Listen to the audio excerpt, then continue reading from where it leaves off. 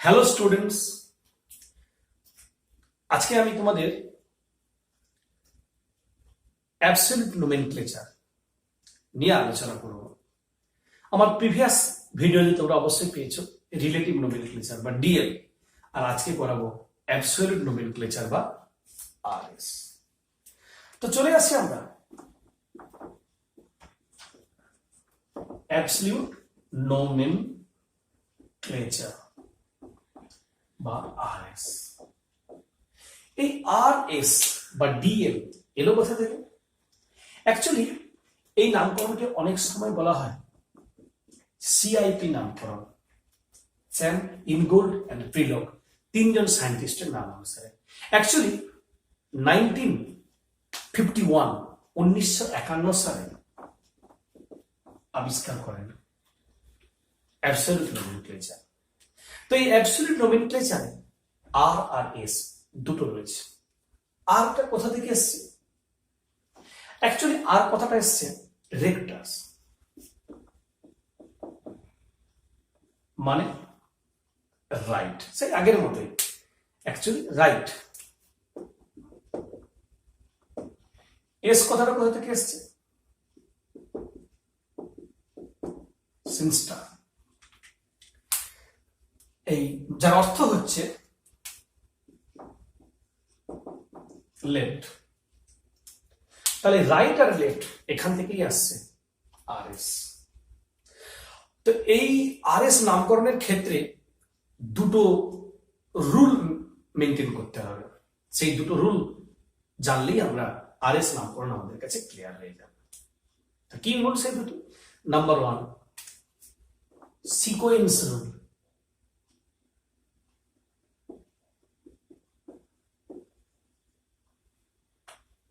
Sequence rule. আর number 2, chirality rule. এই দুটো রুল জানলেই আরএস নামকরণ ক্লিয়ার হয়ে যাবে। তো প্রথমে আমরা চলে আসি সিকোয়েন্স রুল কি, কিভাবে এটা আমরা নির্ণয় করব। তো সিকোয়েন্স রুল মানে একটু বলে দিই, অবশ্যই যে যৌগে কাইরাল সেন্টার থাকবে তারই অ্যাবসলিউট নোমেনক্লেচার করা সম্ভব। তার মানে চারটা গ্রুপ হতে হবে ডিফারেন্ট বা আলাদা। কিন্তু চারটা গ্রুপ ডিফারেন্ট হলে চারটে গ্রুপকে আমাদের সাজাতে হবে। এই যে সাজাবো, কিসের উপর ভিত্তি করে সাজাবো? অর্থাৎ ওই চারটা গ্রুপকে আমরা যে প্রায়োরিটি অর্ডারে সাজাবো, সেই সাজানোর জন্য রুল, দ্যাট ইজ পরপর সাজাবো চারটিকে, তাই নাম সিকোয়েন্স রুল। এই সিকোয়েন্স রুলে আমরা কি কি পাবো? নাম্বার 1 বা 1 নম্বর, প্রথমে আমরা একটা গ্রুপ রয়েছে, তাকে আমরা কিভাবে হেড বা প্রধান বলে ধরবো? তাহলে কিসের উপর ভিত্তি করে আসবে? নাম্বার 1 হলো অ্যাটমিক নাম্বার, অর্থাৎ যার অ্যাটমিক নাম্বার সব থেকে বেশি হবে সেই হবে হাইয়েস্ট প্রায়োরিটি গ্রুপ। তাহলে অ্যাটমিক নাম্বার যার বেশি হবে সে হবে হাইয়েস্ট প্রায়োরিটি গ্রুপ। তাহলে অ্যাটমিক নাম্বার কার বেশি? একটা উদাহরণ নিই। সাপোজ একটা নাইট্রোজেন আছে, একটা অক্সিজেন আছে।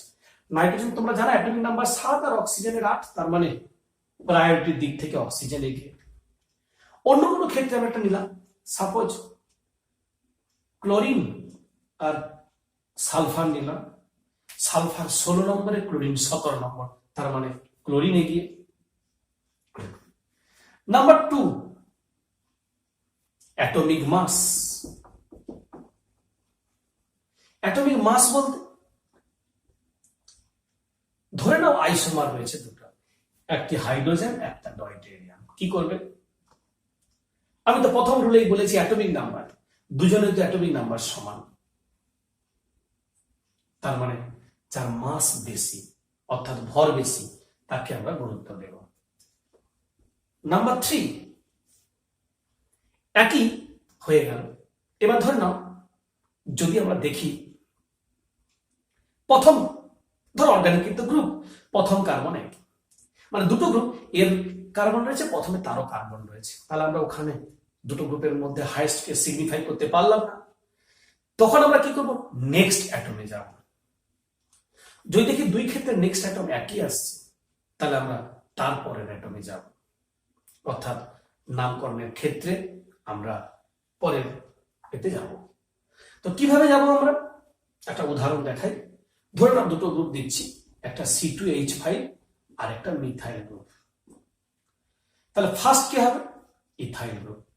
তোমাদের মনে প্রশ্ন আসতে পারে কেন ইথাইলকে আমরা ফার্স্ট গ্রুপ কেন বলবো?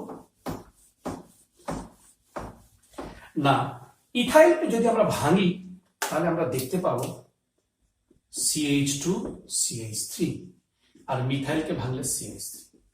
এর প্রথম অ্যাটম কার্বন, এর প্রথম অ্যাটম কার্বন, কিন্তু তারপরে এর আরো কার্বন রয়েছে কিন্তু ওরা নেই, তাই এটি ফার্স্ট। তারপরে প্রথম একই হলেও পরেরটাতে আলাদা হচ্ছে।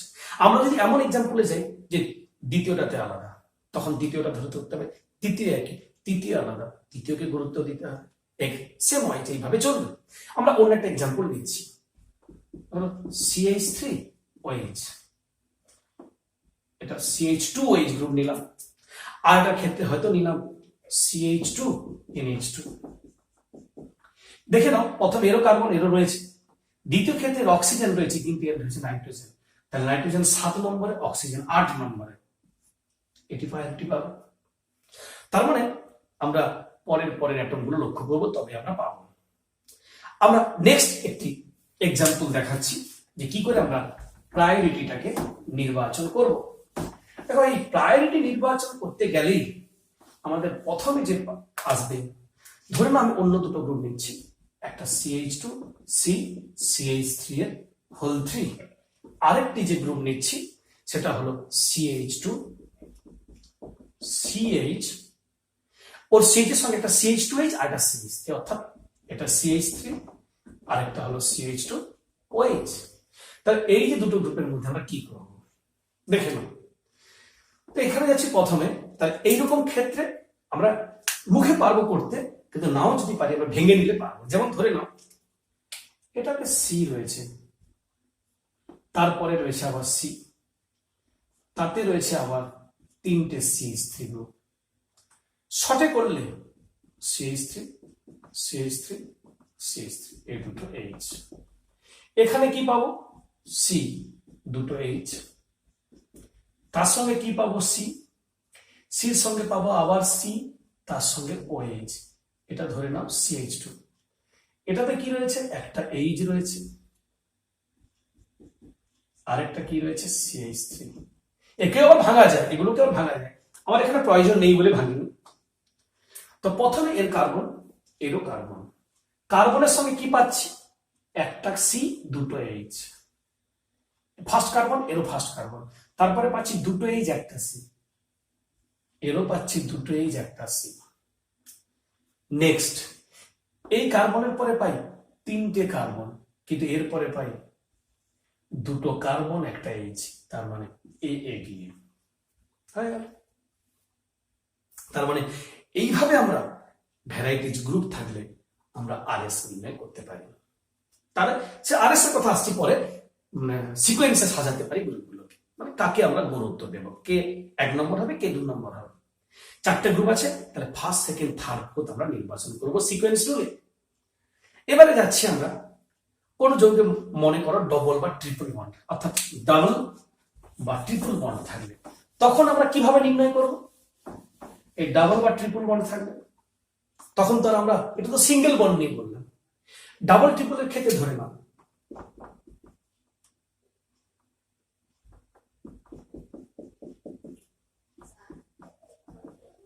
তখন আমরা কি করব? এই ডাবল ট্রিপল থাকলে আমরা নতুন একটা নিয়ম নিয়ে আসবো। কি সেটা? নাম অ্যাকচুয়ালি আমরা এক্ষেত্রে একটি ফ্যান্টম অ্যাটম আনবো। ফ্যান্টম অ্যাটম ভৌতিক অ্যাটম। এই ভৌতিক অ্যাটম এনে, অর্থাৎ আমরা এইরকম গুলোর ক্ষেত্রে বিশেষ করে যেখানে ডবল বন্ড মানে not only carbon carbon double bond, but also carbon oxygen, carbon nitrogen etcetera. তো যে কোনো ক্ষেত্রে ডাবল ট্রিপল এই ধরনের বন্ড এলে আমরা একটা ভৌতিক অ্যাটম বা ভৌতিক পরমাণুর সাহায্য নেব। কিভাবে নেব? ভৌতিক বলতে দেখো, এটাকে আমি ভেঙে দেখাচ্ছি। সি এর ভ্যালেন্সি 4, তারপরে সি এরও ভ্যালেন্সি হবে 4। এই দুটি কার্বনের মধ্যে এই কার্বনের সঙ্গে এই কার্বনটা লক্ষ্য করে যাও, একটা H একটা সি, তাহলে আরেকটা কি? আসলে এটা তো ডবল বন্ড, এটা একটা সিঙ্গেল বন্ড নিলাম, তার আরেকটা বন্ডের অভাব হচ্ছে, তার মানে কার্বনের একটি ভ্যালেন্সির অভাব হচ্ছে, সেটাই হবে এই কার্বনের আরেকটি কার্বন হলো সি, তাহলে সেটা তো লিখে ফেলেছি, তাহলে অপর কার্বনটা সি, একেই বলবো ভৌতিক কার্বন, একে প্যারান্থিসিস বা ব্র্যাকেটের মধ্যে লেখা হয়। এই ব্র্যাকেটের মধ্যে যেটা লিখছি এটা ভৌতিক বোঝানোর জন্য, যদিও অ্যাটমিক নাম্বার গুলো 0 0 বলে বলা যায় ভৌতিক অ্যাটমে, যাচ্ছে না ওদিকে, তাহলে শুধুমাত্র আমরা ভৌতিক অ্যাটমটা ধরে নিচ্ছি। এবার এই কার্বনের আসো, এই কার্বনের সঙ্গে দুটো এইচ আমরা লিখলাম, এখানে এখানে লিখতে পারো, এখানে এখানে লিখতে পারো, কোনো প্রবলেম নেই। কিন্তু এই কার্বনের সঙ্গে এই কার্বনের ডবল বন্ড, তার মানে এটা এটা একটা বন্ড, আর একটা যে বন্ড সেটাই, তার মানে এই কার্বনটি আসবে, সেটা হলো ভৌতিক। তার মানে এর একটি ভৌতিক কার্বন এটা, এরও একটি ভৌতিক কার্বন। কি করে চিহ্নিত করবে? দেখবে যতগুলো পাই বন্ড আছে ততগুলি ভৌতিক অ্যাটম আসবে। তাহলে এর একটা পাই বন্ড সির সাথে, মানে এর একটা ভৌতিক অ্যাটম সি, এর একটা ভৌতিক অ্যাটম সি, ব্যাস। এবার এখানে আসো, সি, এটাতে বললাম সি, প্রতি ক্ষেত্রে ভ্যালেন্সি 4 তোমরা জানো, তাহলে এখানে দুটা পাই বন্ড মানে দুটা ভৌতিক অ্যাটম। কেন সি লিখলাম? কারণ এটা অপর একটা কার্বনের সঙ্গে যুক্ত, তাই এর ভৌতিক কার্বন হবে এই কার্বন দুটি। আবার এই কার্বনের ভৌতিক কার্বন মানে ট্রিপল বন্ড আছে, মানে একটা সিগমা বাদ দিলাম আর দুটি পাই বন্ড, তাহলে দুটি ভৌতিক কার্বন আর একটা এইচ তো আছে। এবার আমরা ফার্স্ট সেকেন্ড দেখে নিচ্ছি, অর্থাৎ কে হাইয়েস্ট হচ্ছে। এই কার্বন ফার্স্ট, এরও ফার্স্ট। কার্বনের সঙ্গে রয়েছে দুটা সি একটা এইচ, এ একটা সি, এ একটা সি, এ একটা সি, তার মানে এ আগে, অর্থাৎ এটিই হবে হাইয়েস্ট প্রায়োরিটি এর তুলনায়। এটার জন্য ভৌতিক অ্যাটম থাকার কারণেই হয়েছে, অর্থাৎ ভেঙে ফেলে ভাঙতে হবে তবে আমরা পাবো। আমি এখানে সিম্পল উদাহরণ দিয়ে দেখাচ্ছি, তোমরা এরকম ক্ষেত্রে বিভিন্ন গ্রুপ থাকবে, গ্রুপ থাকলে তাকে দরকার হলে যদি মুখে মুখে পেরে যাচ্ছ তো ভালো, যদি নাও পারো অসুবিধা নেই, তাহলে তোমরা রাফে একটু ভেঙে দেখে নিলে গ্রুপগুলোকে, তাহলে তোমাদের সিকোয়েন্সে সাজাতে কোনো সমস্যা হবে না। আর সাজাতে সমস্যা না হলে আমরা আরএস নির্ণয় করতে পারবো সহজে, অর্থাৎ সিকোয়েন্স রুল আমাদের প্রথম শিখতে হবে। এবার সিকোয়েন্স রুল শেখার পরেও আরো রুল আছে, তোমাদের জন্য এইটুকু হলেই চলবে। আরো কি রয়েছে? ধরো 11 শিখেছো একটা সিস একটা ট্রান্স, তাহলে এই যে সিস প্রেসিড ট্রান্স মানে দুটো স্ট্রাকচারের মধ্যে যদি সিস থাকে একটা ট্রান্স থাকে, তাহলে সিসকে আগে গুরুত্ব দেবো ট্রান্সের থেকে। কিংবা একটার ক্ষেত্রে জেড একটাই, তাহলে আমরা জেড কে গুরুত্ব দেবো ই থেকে, বা আর প্রেসিডস এস, আর কে গুরুত্ব দেবো এস এর থেকে। ওটা আরো বড় স্ট্রাকচারের ক্ষেত্রে তোমাদের এখানে লাগবে না, এইচএসে লাগবে না, তাই সেটার জন্য আমরা পরে জয়েন্টের কোনো পার্টে আমরা আলোচনা করবো এই পোর্শনটা নিয়ে। তো তো চলে যাই আমরা, এই সিকোয়েন্স রুল আমাদের কমপ্লিট হলো। সিকোয়েন্স রুলের পরে আমরা আসছি কাইরালিটি রুল। সেই কাইরালিটি রুলকে কাজে লাগিয়ে আমরা কিন্তু আরএস নির্ধারণ করব। তাহলে আগে আমাদের জানতে হবে কাইরালিটি রুলটা কি, অর্থাৎ কাইরালিটি রুল। এই রুলে কি রয়েছে? এই রুলের নিয়মটাই রয়েছে যে ফোর্থ প্রায়োরিটি অর্থাৎ 4 নম্বর গ্রুপটাকে ভার্টিক্যাল লাইন বরাবর রাখতে হবে, আইদার টপ অর বটম। অনেক নিয়ম আছে, আমরা অনেক নিয়ম তোমাদের শেখাতে পারি, কিন্তু তাতে অসুবিধা কি হয়? পরীক্ষাতে দুটোর মধ্যে কোইনসাইড করে দিতে পারে, হয়তো খেয়ালই থাকবে না কোনটা কোন ক্ষেত্রে হচ্ছে। তাই একটাই নিয়ম শিখলে ভুল আর হবে না, সেই জন্য আমি একটা শেখাচ্ছি। তো কিরকম আসুন তাহলে আমরা শিখে নেই কাইরালিটি রুলটা। তাহলে 4 নম্বর গ্রুপকে আমরা সবসময় চেষ্টা করবো ভার্টিক্যাল লাইনের বরাবর রাখতে, অর্থাৎ টপে বা বটমে। কিন্তু এমন স্ট্রাকচার পেলাম যেটা ভার্টিক্যাল লাইন বরাবর নেই, হরাইজন্টাল লাইন, কিন্তু আমরা তাকে বলেছি যে ত্রিভুজ রোটেশন করে বা ট্রায়াঙ্গেল রোটেশন করে আমরা গ্রুপকে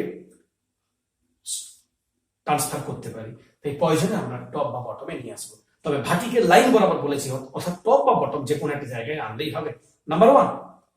তার সঙ্গে আমরা কি করবো?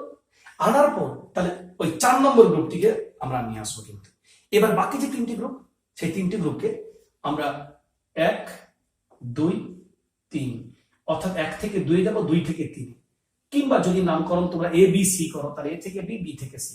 আমরা নর্মালি সংখ্যায় করে দিই 1, 2, 3।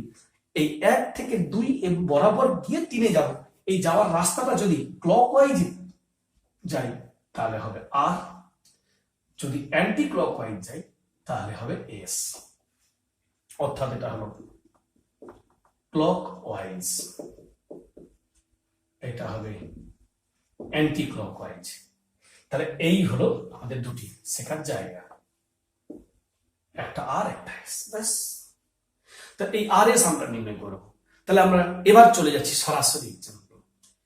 তোমরা প্রচুর এক্সাম্পল আছে বইগুলোতে, করবে প্র্যাকটিস। আমি নিয়মগুলো বললাম, নিয়মগুলো শিখিয়ে দিলাম। এবার আমি কয়েকটা 2-3টে এক্সাম্পল নিয়ে তোমাদের সামনে বলছি, বাকি তোমরা বাড়িতে করবে, সব পারবে। তো দেখে নাও, আমরা একদম প্রথমে চলে যাই সহজ এক্সাম্পল, তারপর একটু মিডিয়াম, তারপর আরেকটু হার্ড। প্রথমে সহজ এক্সাম্পল কি নিলাম, সাপোজ তুমি 4টা ডিফারেন্ট গ্রুপ বসালেই তোমার মনের খুশি মতো তুমি পারবে।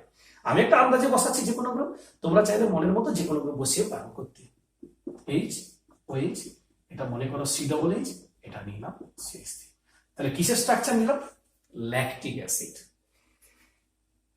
এবারে এই যে দিলাম আমরা, তখন ডিএল শিখিয়েছিলাম, এবার এখানে RS শেখানো হচ্ছে। তাহলে আগে গ্রুপগুলোকে ভেঙে নাও, দেখে নাও। এখানে 4টি গ্রুপ বলতে এই 4টি দেখতে পাচ্ছি, এদের মধ্যে ফার্স্ট, সেকেন্ড, থার্ড, ফোর্থ আমরা নির্ণয় করব। এর প্রথম অ্যাটম H, এর প্রথম অ্যাটম C, এর প্রথম অ্যাটম C, এর প্রথম অ্যাটম O। আমরা 1 নম্বর রুলে বলেছি যার অ্যাটমিক নাম্বার বেশি সে হবে হাইয়েস্ট। তাহলে O আছে C থেকেও বেশি, তাহলে এটা 1 নম্বর প্রায়োরিটি গ্রুপ। 2 নম্বর এর C, এর C, দুজনের C একই হলো, পরে আর H পাবো কিন্তু পরে আর O পাবো, তাই সেকেন্ড ডিফারেন্স হবে। এটা হবে 2 নম্বর, এটা হবে 3 নম্বর, এটা 4। এইবার এই 4 নম্বর এক্সাম্পলে আমরা কি করছি, এই 4 নম্বরের দিয়ে তাহলে আমরা বলে রেখেছিলাম রুলে যে ফোর্থ প্রায়োরিটি গ্রুপটিকে ভার্টিক্যাল লাইন বরাবর রাখতে হবে। আমি দেখলাম যে ভার্টিক্যাল নেই, হরাইজন্টালে, খুশি মতো এখানেও নিয়ে যেতে পারি, খুশি মতো এখানে নিয়ে যেতে পারি। তাতে আবার হয়তো তোমাদের মনে প্রশ্ন আসতে পারে, স্যার ফিশারে তো নিয়মই আছে COOH উপরে রাখতে হয়। হ্যাঁ, ওটা ফিশারে লেখার ক্ষেত্রে, কিন্তু RS এর ক্ষেত্রে আমরা যখন করবো আমরা পজের মতো চেঞ্জ করতে পারি, কিন্তু চেঞ্জ করলেও আমাদের RS নামকরণের ক্ষেত্রে কোনো ভুল আসবে না। তাই আমরা চাইলেই যে কোনো জায়গায়, তবে ত্রিভুজ রোটেশন করতে হবে। তাহলে চলে আসি ইকুইভ্যালেন্ট টু, এটা আসছে COOH, এটা H, এখানে যাচ্ছে CH3, আর এখানে যাচ্ছে OH। এটা 1 নম্বর, এটা 2 নম্বর, এটা 3 নম্বর, এটা 4 নম্বর গ্রুপ। এবার আমরা বলেছিলাম যে 4 নম্বরকে ভার্টিক্যাল লাইন বরাবর রেখে 1 থেকে 3 যাবো। এই যে 1 2 3, 1 2 3, 1 2 3, ঘড়ির কাঁটার দিকে, তার মানে আর ব্যাস সেটা হয়ে গেল। আর তাহলে আমরা ঘড়ির কাঁটার দিকে হচ্ছে, তাই আর। এবারে চলে আসি আমরা নেক্সট এক্সাম্পল 2। এখানে কি পাচ্ছি আমরা, 2 নম্বর এক্সাম্পলে আমরা কি পাচ্ছি, অন্য একটা নিচ্ছি প্রজেকশন। কি প্রজেকশন বলো, ফ্লাইং ওয়েজ। তো ফ্লাইং ওয়েজ তোমাদের খুশি মতো, আবারই বলেছি 4টা গ্রুপ তোমরা হিসেব মতো যে কোনো গ্রুপই তোমরা দিতে পারো, তাতে কোনো সমস্যা নেই। ধরে নাও এটা COOH, এটা Cl, এটাতে দাও H, এটা CH, আলাদা গ্রুপ হলো কোনো সমস্যা নেই, বা যে কোনো কিছু করতে পারো।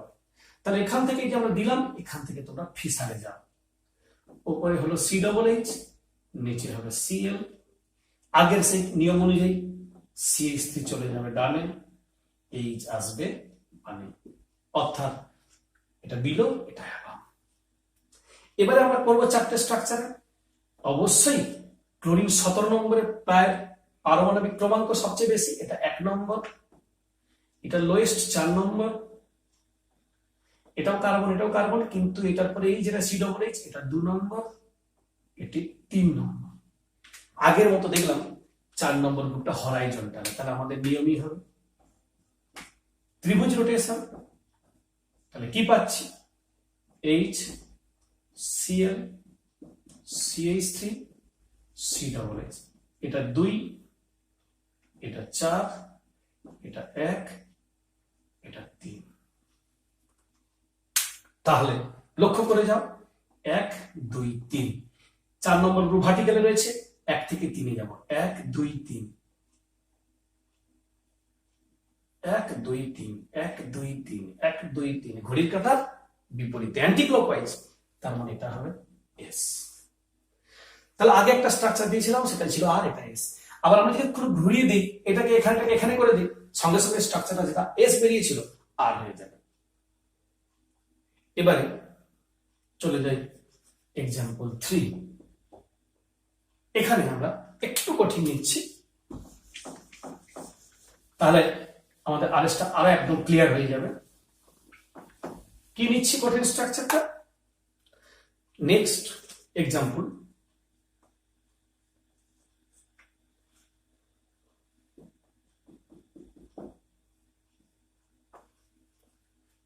স্ট্রাকচারটা দেখে ভয় পেও না, স্যার একটা কঠিন স্ট্রাকচার, তো কিভাবে আমরা এটাকে করব? কোনো অসুবিধা নেই। ও CH2 CH2 CH2 CH3, মাঝখানে কটা CH2 রয়েছে? 3টে, লাস্টে CH3। এবার দেখে নাও, এটা একটা সাইক্লিক স্ট্রাকচার দিয়েছি। তো সাইক্লিক স্ট্রাকচার আমরা কিভাবে করব? এটা অবশ্যই কাইরাল সেন্টার। তো এটার আমরা স্ট্রাকচার যদি বের করতে যাই, তো এটা যদি কাইরাল সেন্টার হয় তাহলে আমার কাজ হবে ফার্স্ট, সেকেন্ড, থার্ড, ফোর্থ নির্ধারণ করা। চলো, তো প্রথমে এটাই যাচ্ছি ও, এর প্রথমে পাচ্ছি সি, এর প্রথমে পাচ্ছি সি, এর প্রথমে ও। তাহলে কম্পিটিশনে এখানে সি আর সি, ওরা দুজন পিছিয়ে, এই দুজন এগিয়ে গেল। এরও প্রথমে ও, এরও CH2 CH2, লক্ষ্য করে যাও, দুটো আঙ্গুল দিয়ে দুটো দেখাচ্ছি। CH2, এরও CH2 CH2, এরও CH2। এরপরে রয়েছে CH2, এর রয়েছে, এটার সঙ্গে এই কার্বনটা আর নেই, তাহলে এই কার্বনের সঙ্গে যে কার্বনটা সেটা তো আগে একবার অলরেডি আছে, তাহলে এটার একটা ফ্যান্টম অ্যাটম আছে, সেটা হলো C। তার মানে এই CH2 এর পর আমরা পাবো C, আর এখানে পাবো CH3। তার মানে C কমন হলেও এই তিনটে এখানে বেশি, সেই জন্য এটি হবে 1 নম্বর, এটি হবে 2 নম্বর। চলে আসো পরের দুটোর ক্ষেত্রে। CH2 CH2 CH2 CH2 CH2 CH2 O O H Phantom carbon, তার মানে এটা H, এটা কার্বন, তার মানে এইটার থেকে এইটা বেশি হবে ফ্যান্টম কার্বন, তাহলে এই যে দিকটা, অর্থাৎ এটা হবে 3 নম্বর, এটা হবে 4 নম্বর। একে যদি আমরা রাফ অর্থাৎ সরলীকরণ করে নিই, দেখো তো স্ট্রাকচারটা দেখতে এইরকম লাগছে কিনা। এটাতে 4 নম্বর প্রায়োরিটির গ্রুপ, এটাতে 1 নম্বর, এটাতে 3 নম্বর, এটাতে 2 নম্বর। একটু সরলীকরণ করলে আমরা দেখতে পাই এটাই 3 নম্বর প্রায়োরিটি, এটাই 2 নম্বর, এটা 1 নম্বর, এটা 4 নম্বর। 4 নম্বর প্রায়োরিটি গ্রুপ আবার ভার্টিক্যাল লাইনে নেই, হরাইজন্টাল, তাহলে ত্রিভুজ রোটেশন পারমিটেড।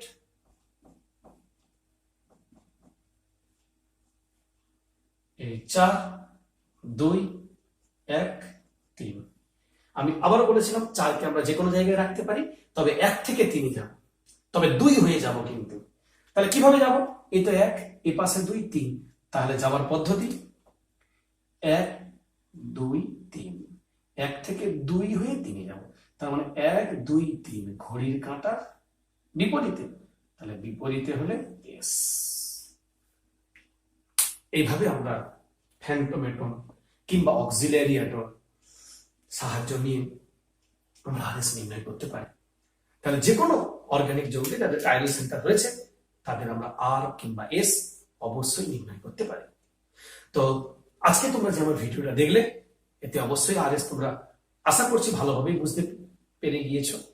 তো যদি কোনো তোমাদের সমস্যা হয়েই থাকে আমাকে কমেন্টে জানাবো, আর আমার নেক্সট ভিডিওতে স্টিরিওকেমিস্ট্রি আমি রিঅ্যাকশন মেকানিজম ইত্যাদি নিয়ে আমরা আলোচনা করব।